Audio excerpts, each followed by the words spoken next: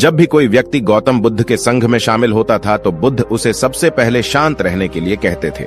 ध्यान की अवस्था में जाने से पहले उस भिक्षु को शांत रहना सिखाया जाता था। आज के दौर में हर तरफ सौरी शोर है। इसकी वजह से दिमाग में तनाव पैदा होना लाजमी है। ऐसे में अगर आप हर रोज कुछ देर मौन रहने का अभ्यास करते हैं तो इससे आपके तनाव पैदा होने वाले हार्मोन के लेवल में कमी आती है। इससे आपका दिमाग शांत होता है, गुस्सा नियंत्रित रहता है और तनाव बढ़ाने वाले हार्मोन्स का लेवल घटता है। आज के इस वीडियो में हम जानेंगे कि किन मौकों पर हमें शांत रहना है और किन मौकों पर हमें बोलना है और शांत रहने से हमारे अंदर क्या बदलाव आ सकता है। दोस्तों, संध्या काल का समय था। गुरु अपने सभी शिष्यों को बुलाते हैं और कहते हैं, कल सुबह सब लोग नदी में स्नान करने के बाद तुरंत हमारी कुटिया के सामने उपस्थित हो जाना। सभी इसी से हैरान रह जाते हैं कि हम लोगों ने कुछ गलती की है क्या, लेकिन गुस्से से यह कहते हैं कि हो सकता है कि गुरुजी कल सुबह कुछ अच्छी बात बताने वाले हैं। सब लोग रात को सही समय पर सो जाते हैं और सुबह उठकर सभी लोग नदी में स्नान करने के बाद वापस गुरुजी के सामने उपस्थित हो जाते हैं। गुरु कहते हैं, आज हम तुम सबको चुप रहने के फायदे के बारे में बताऊंगा। गुरु कहते हैं, 10 मौके जहां पर चुप रहने से होता है लाभ और बोलने से नुकसान। गुरु कहते हैं, अगर आप इन 10 मौकों पर शांत हो गए यानी मौन हो गए तो आप जो चाहेंगे वही मिल जाएगा। आपकी जिंदगी में चमत्कारिक बदलाव शुरू हो जाएंगे। जरूरत से ज्यादा बोलना या चुप रहना दोनों ही अच्छी बात नहीं है। जैसे जरूरत से ज्यादा बारिश हो जाना या फिर धूप दोनों ही दिक्कत देती है, उसी तरह अनावश्यक बोलने से भी काफी नुकसान होता है। गुरु कहते हैं कि पहला ऐसा मौका जहां पर व्यक्ति को चुप रहना चाहिए, बिना तथ्य के ना बोले। गुरु ने कहा, अगर आपके पास कोई तथ्य नहीं है तो वहां चुप रहने में ही भलाई है। चुप बैठने से दिमाग में नई कोशिकाओं का निर्माण होता है और इससे ज्ञान की वृद्धि होती है। बोलने में भलाई वहीं है जहां आपको किसी चीज के बारे में पूरा ज्ञान हो। अगर आप बिना तथ्य के कहीं बोलते हैं या फिर बेवजह बोलते हैं तो आपका वहां मजाक भी बन सकता है। अगर आपके पास पर्याप्त जानकारी नहीं है, ऐसी जगह पर बोलने से आपका मजाक तो बनी रहेगी, साथ ही साथ लोगों का भरोसा भी आपसे उठने लगेगा। इसलिए ऐसी जगह पर शांत रहो जहां तुम्हें पता ना हो कि क्या बोलना है क्या नहीं। कई बार कुछ लोग ऐसे होते हैं जो हर जगह अपनी उपस्थिति बताने लगते हैं। उन्हें पता नहीं होता है कि हमें क्या बोलना है, लेकिन फिर भी बोलते जाते हैं और फिर बाद में दूसरे लोग उनके जाने के बाद उनका मजाक उड़ाते हैं। जब तक आपको उस तथ्य के बारे में अच्छा ज्ञान नहीं है, उसके बारे में पता नहीं है, तो वहां चुप रहना ही ज्यादा समझदारी है। गुरु ने कहा, दूसरा ऐसा मौका जहां पर व्यक्ति को चुप रहना चाहिए। शब्दों से न पहुंचे ठेस। अगर आपके शब्द किसी को मानसिक ठेस पहुंचा रहे हैं तो वहां चुप हो जाना चाहिए। कमजोर व्यक्ति के बारे में कुछ भी बोलकर आप महान नहीं बन सकते हैं। महान आप किसी कमजोर का साथ देने में बनेंगे। कई बार होता है कुछ लोग अपने से छोटे व्यक्ति को भला बुरा कहते रहते हैं। सामने वाला इंसान तो कद से आपसे छोटा है, वह आपको कुछ नहीं बोलेगा, लेकिन आप उसकी नजरों में गिरते चले जाएंगे। हो सकता है कि कल वह भी आपसे पद में बड़ा हो जाए।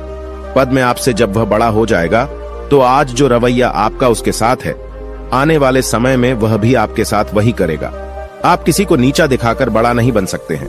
बड़ा बनना है तो अपने से छोटे लोगों का इज्जत भी करना सीखें और साथ ही साथ बड़े लोगों का भी सम्मान करना चाहिए। लोगों को लगता है कि अगर वह अकड़कर बोलेंगे और सामने वाले को नीचा गिराने की कोशिश करेंगे तो वह बड़े बन जाएंगे, तो यह उन सब की भूल है।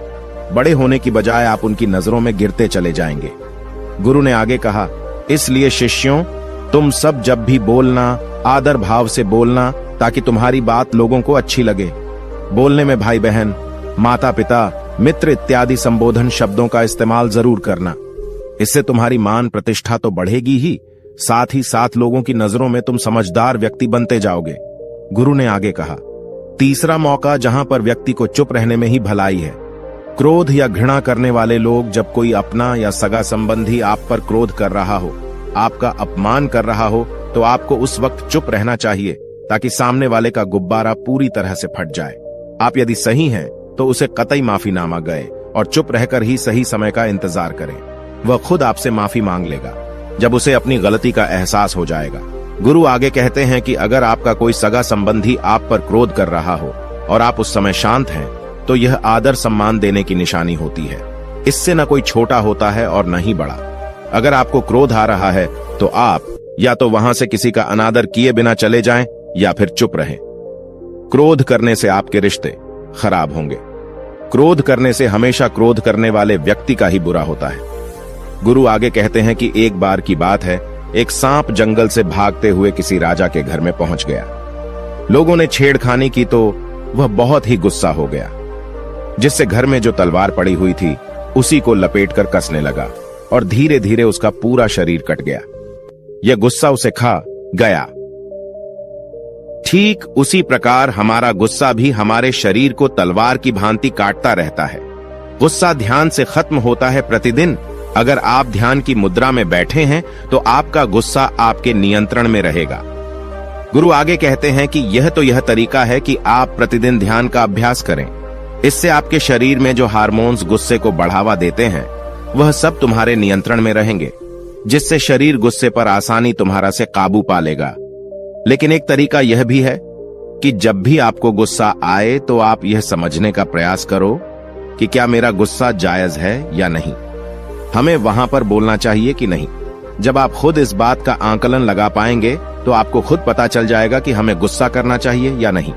फिर भी आपको गुस्सा आ रहा है तो आप वहां से हटने का प्रयास करें, वहां से दूर चले जाएं। धीरे धीरे समय के साथ आपका दिमाग शांत हो जाएगा। गुरु ने कहा, चौथा ऐसा मौका जहां पर इंसान को बहुत ही समझदारी के साथ काम लेना चाहिए, वहां पर आपको चुप रहना ही चाहिए, जहां पर उस मुद्दे से आपका कोई संबंध ना हो। अगर आपका किसी मुद्दे से कोई संबंध ना हो तो वहां आपका चुप रहना बनता है। बिना किसी वजह अगर आप दूसरे के मुद्दे पर बोलेंगे तो यह आपके लिए अनिष्टकारी होगा। इसमें केवल और केवल आपका ही नुकसान है। जल्द ही आप किसी दो लोगों के बीच हो रहे विवाद में जल्दी अपनी टांग न डालें। अगर सामने वाला आपको बुला रहा है अपना झगड़ा शांत करवाने के लिए तो ही आप वहां पर जाएं। किसी की व्यक्तिगत जिंदगी में दखल अंदाजी नहीं देनी चाहिए जब तक कि वह व्यक्ति आपको नहीं बुलाता है। अपने झगड़े को शांत करवाने के लिए कुछ लोग फालतू में दूसरे के विवाद में कूद पड़ते हैं। इससे उनके मान सम्मान मर्यादा पर लोग उंगली उठाने लगते हैं। गुरु कहते हैं कि 10 मौकों में 5वां ऐसा मौका जहां पर व्यक्ति को बहुत ही समझदारी के साथ चुप रहना चाहिए। आपके शब्दों से किसी मित्र को हानि न पहुंचे। अगर आपके शब्द सामने वाले के परिवार या मित्रों की प्रतिष्ठा के बारे में बुरी झलक दिखा रहे हैं तो आपको चुप रहना चाहिए। किसी के परिवार या फिर मित्र के बारे में बुरा बोलने से केवल आप ही बुरे बनेंगे। जो चीज आसानी से खत्म की जा सकती है उसे अपने शब्दों से बड़ा न करें। बिना चिल्लाए बात करने का प्रयास करते रहना चाहिए। अगर आप बिना चिल्लाए कोई बात नहीं कह सकते तो आपका चुप रहने में ही भलाई है। किसी पर चिल्लाने से आपके व्यवहार के बारे में पता चलता है। ज्यादा बोलने से चीजें हमेशा खराब ही होती हैं। कई बार कुछ रिश्ते ज्यादा तेज बोलने की वजह से टूट जाते हैं। इसलिए अपनी आवाज में मीठापन लाएं। आपके शब्दों से आपके दोस्त को हानि नहीं पहुंचनी चाहिए। कभी कभी दोस्तों के जब हम मजाक हैं तो रहे कि आपके शब्दों से किसी का अनादर ना हो। मजाक को भी हमेशा शब्दों के मायने में ही रखें। जहां किसी को शब्दों से चोट लगे वहां चुप हो जाएं। ज्यादा बोलने से हमेशा नुकसान ही होता है। किसी और की प्रतिष्ठा को अपने शब्दों के माध्यम से उसे हानि नहीं पहुंचानी चाहिए। यदि आपके शब्दों से किसी और की प्रतिष्ठा को ठेस पहुंच रही है तो वहां आपको चुप हो जाना चाहिए। जब कोई व्यक्ति आपके सामने नहीं है तो आप उस व्यक्ति के बारे में बुरे शब्द किसी तीसरे व्यक्ति के सामने न बोलें। गुरु कहते हैं, छठा मौका जहां पर व्यक्ति को चुप रहना चाहिए, जब कोई कर रहा हो किसी की बुराई। जब कोई आदमी आपके सामने किसी तीसरे आदमी की बुराई कर रहा हो तब तुम्हें चुप रहकर बस सुनना चाहिए। अपनी राय व्यक्त नहीं करना चाहिए, क्योंकि जो आज आपके सामने किसी तीसरे की बुराई कर रहा है वह कल किसी और के सामने आपकी बुराई भी कर सकता है। यदि आपने कुछ कहा है तो नीति शास्त्र के अनुसार जो अपने मुंह को बंद रखता है और बुद्धि से काम करता है वही इंसान समझदार होता है। बिना जरूरत के बोलना, किसी के बारे में किसी के बीच में बोलना यह गलत बात है। कभी कभी हमारे लिए बुद्धिमानी इसी में होती है कि हमें अपना मुंह ऐसी जगह पर नहीं खोलना चाहिए। गुरु आगे कहते हैं कि 10 मौकों में 7वां ऐसा मौका जहां पर व्यक्ति को चुप रहना चाहिए, जब कोई नहीं समझे आपकी भावना। यदि आपको लग रहा है कि कोई व्यक्ति आपकी भावना, दुख या परेशानी को शब्दों में नहीं समझ रहा है, यदि आपको लग रहा है कि सामने वाला व्यक्ति आपकी भावना या दुख को या आपकी जो परेशानी है उसको वह समझ नहीं पा रहा है या समझने का प्रयास ही नहीं कर रहा है या वह आपको ध्यान से सुन ही नहीं पा रहा है, तो ऐसे व्यक्ति के सामने आप चुप ही रहें, क्योंकि ऐसे लोगों को आपकी भावना या दुख से कोई मतलब नहीं होता है। ऐसे लोगों को अपना राज बताकर आप पछताएंगे ही बाद में।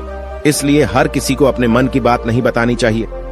अगर आपको लग रहा है कि सामने वाला आपकी बात को नहीं समझ पा रहा है, आपकी भावनाओं को नहीं समझ पा रहा है, तो वहां पर आपको नहीं बोलना चाहिए, क्योंकि आज में आपका मजाक ही बन जाएगा जब आपको लगने लगे कि सामने वाला आपकी भावनाओं को ठीक तरीके से समझ रहा है, आप जो कह रहे हैं वह ठीक से सुन रहा है, तभी आप उसे अपनी बात कहें। गुरु कहते हैं कि 8वां मौका जहां पर आपको चुप रहना चाहिए, जब कोई इंसान अपना दुख व्यक्त करे। यदि कोई इंसान अपने दुख या परेशानी को आपको बता रहा है, तो इसका मतलब यह है कि वह आपको अपना समझ रहा है। ऐसे में तुरंत ही उसे समाधान बताने के बजाय चुप रहकर उसके दुख या समस्या को सुने। उसके दुख या समस्या को किसी और को न बताएं। वह इसलिए नहीं बता रहा है कि उसकी समस्याओं का समाधान कर देंगे, बल्कि वह इसलिए भी बता रहा है कि सामने वाला उसकी बात को समझ रहा है। कई बार बताने से दुख कम हो जाते हैं। आपको अपना दुख इसलिए बता रहा होगा कि उसे लग रहा है कि आप उसकी बात को समझ रहे हैं। दुख बांटने से कम हो जाता है। इसलिए जब कोई व्यक्ति अपना दुख आपसे व्यक्त करे, तो आप चुप मारकर उसकी बात को बहुत ही ध्यान से सुने, ताकि उसके दुख कम हो जाएं। उसके मन का बोझ हल्का हो जाए, क्योंकि उसके मन में जो भी बातें थीं वह आपको सब बता दिया। गुरु आगे कहते हैं कि 10 जगहों में 9 ही ऐसी जगह जहां पर आपको चुप रहना चाहिए। जहां पर दुष्ट प्रकृति के लोग रह रहे हों और गाली गलौज कर रहे हों, तो आप वहां पर मत जाइए।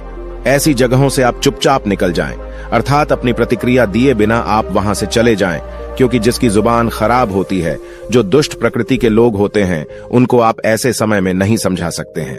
जब उनका दिमाग पूरी तरह से शांत हो जाए, तभी वह आपकी बात सुनेंगे। इसलिए जहां पर दुष्ट प्रकृति के लोगों आपकी बात को न मानते हों और न ही सुनते हों, तो आपको वहां पर नहीं बोलना चाहिए। गुरु कहते हैं कि 10 माह ऐसा मौका जहां पर आपको शांत हो जाना चाहिए। अपनी सफलता का राज हर किसी को न बताएं। कई बार होता है कि कुछ लोग जो सफलता को बहुत ही जल्दी अर्जित कर लेते हैं, वे हर जगह अपनी सफलता का ढिंढोरा पीटने लगते हैं। ऐसे में क्या होता है कि कई लोग आपकी सफलता से खुश नहीं होते हैं। अगर आप अपनी सफलता का जबरदस्ती लोगों में ढिंढोरा पिटवा रहे हैं, तो लोगों की नकारात्मक ऊर्जा आपको प्रभावित कर सकती है। जब आप सफल होंगे तो सबको पता चल जाएगा कि आप सफल हो गए हैं। ढिंढोरा पीटने से नुकसान आपका ही होगा। इतना कहकर गुरु ने कहा, शिष्यों, आज के लिए बस इतना ही। अगर तुम सब मेरी इन 10 बातों को अपने जीवन में अपना लेते हो, तो तुम सब काफी हद तक परेशानियों से बचे रहोगे। यहाँ से जाने के बाद मेरी यह बातें आपके जीवन किसी वरदान से कम साबित नहीं होंगी। दोस्तों, मुझे उम्मीद है इस वीडियो से आपको बहुत कुछ सीखने को मिला होगा। अगर आप नए हो तो हमसे जुड़ने के लिए इस चैनल को सब्सक्राइब करना मत भूलिएगा।